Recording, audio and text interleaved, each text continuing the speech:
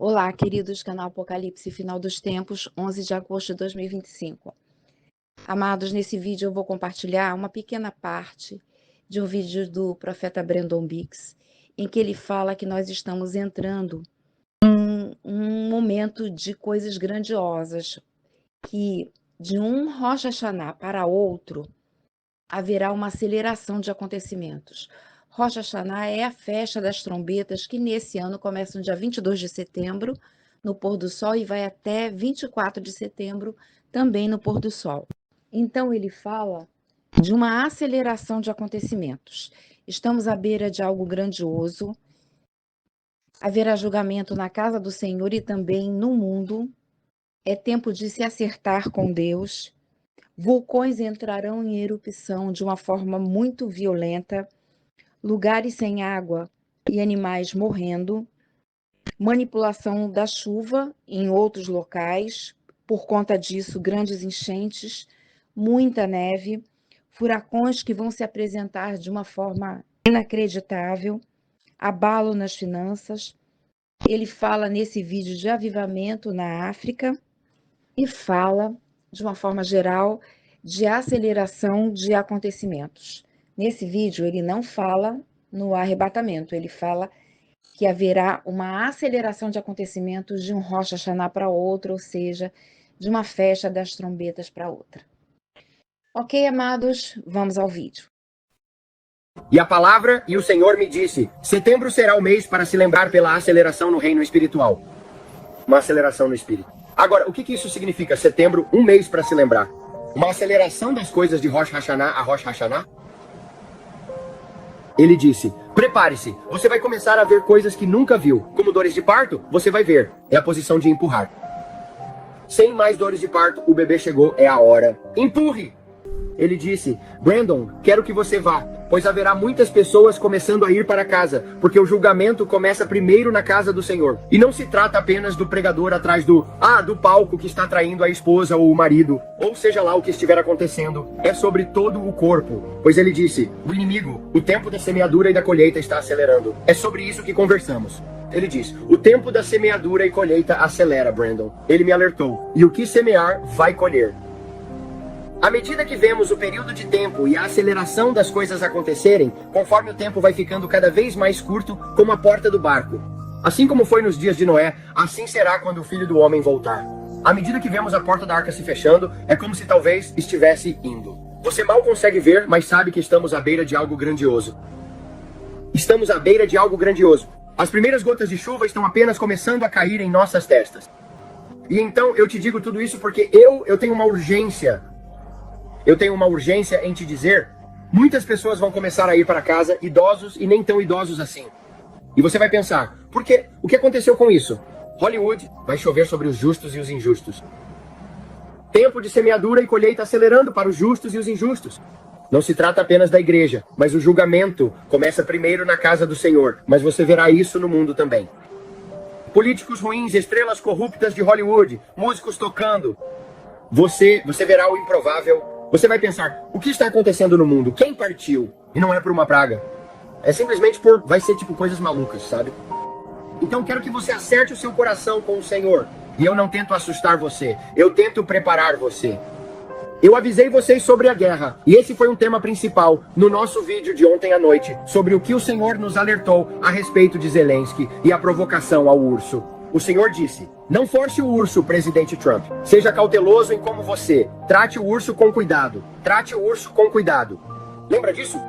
E eu vi uma escalada da guerra e vi líderes-chave na União Europeia querendo guerra e escalada porque o dinheiro está impulsionando a economia.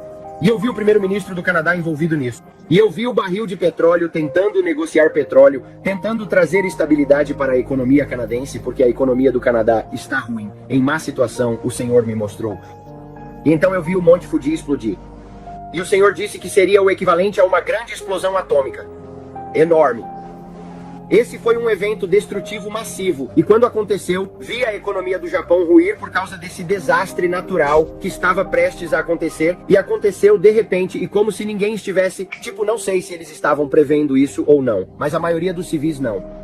E eles estavam, tipo, andando por aí como em qualquer outro dia. E de repente foi como se alguém simplesmente tivesse acionado alguma coisa. A camada de neve foi completamente destruída. Esse foi o tamanho da explosão. Foi como se tudo tivesse sido nivelado. Então não sei o que poderia causar isso além de uma grande erupção vulcânica. Mas o que vi chegando ao Japão era algo de proporções bíblicas. Agora, eu a vi dividida em duas, a ilha. Vi grandes ondas de tsunami chegando ao interior. Eu vi grandes ondas de tsunami.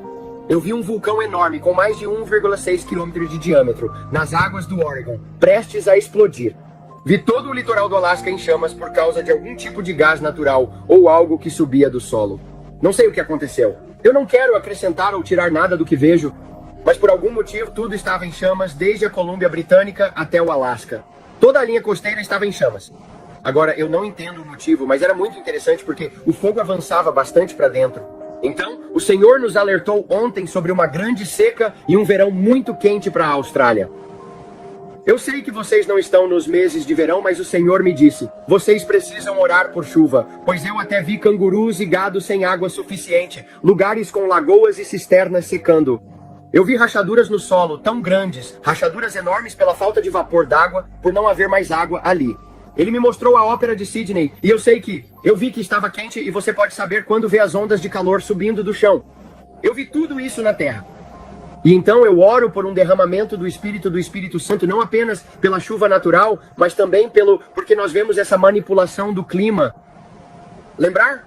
Eu te disse que haveria tanta seca e estiagem em um lugar, e grandes chuvas causando inundações em outro. Vai ser tão ruim, tanta seca, e dentro de algumas centenas de 10 milhas, 100 milhas, vai ter tanta chuva que haverá as maiores enchentes que já vimos. E eu vi grandes tempestades de neve que cobririam uma casa. Tempestades de neve enormes. E isso aconteceria de repente, assim, e você teria que cavar para sair, e pessoas morreriam porque está muito frio e elas não conseguem sair de casa por causa da quantidade de neve. Aconteceu assim, de repente, uma rajada de neve chegando, tanta neve, que como eu disse, você não vai conseguir cavar para sair. Foi incrível as coisas que eu vi. E furacões e ventos de força de furacão, como ventos em linha reta que vão superar qualquer coisa que já tenha existido nesta terra antes. E ele disse: à medida que tentarem controlar o clima, eles perderão o controle nos dias que virão. Ele nos alertou sobre isso. E ele me falou sobre um abalo nas finanças, abalos na política, e todas essas coisas. Eu não sei, eu tento recapitular um pouco para vocês, mas o principal que eu vi, e então eu vi um avivamento na África, um grande avivamento vindo da África, e eu podia ouvi-los cantando e eu podia sentir o avivamento chegando à África. Mas eu estava ainda mais preocupado quando vi a Austrália não querendo se envolver nessa guerra, porque estava tentando evitar que as coisas saíssem do controle. E eu vi a Coreia do Norte nas sombras e vi Cuba, e o Senhor me alertou sobre esses dois lugares, Coreia do Norte, Cuba. Ele disse: fique de olho em Cuba. Eu não sei quantas vezes ele já nos disse para observar Cuba e orar por Cuba. Mulas na noite, escuridão, e eu vi a Coreia do Norte novamente, e o Senhor continua nos alertando sobre isso. Então estou animado com o lugar onde estamos nesses tempos finais. De verdade, estou mesmo. Eu conversei com a irmã Billy, ela disse: no nosso tempo de oração, ela disse, eles têm oração às quartas-feiras. Ela disse: no nosso tempo de oração, ela disse, nós estamos a um minuto de distância. Estamos bem ali. Jesus está à porta. Há coisas que estão prestes a acontecer, pessoal, que nunca vimos antes, mas em breve estaremos indo para casa.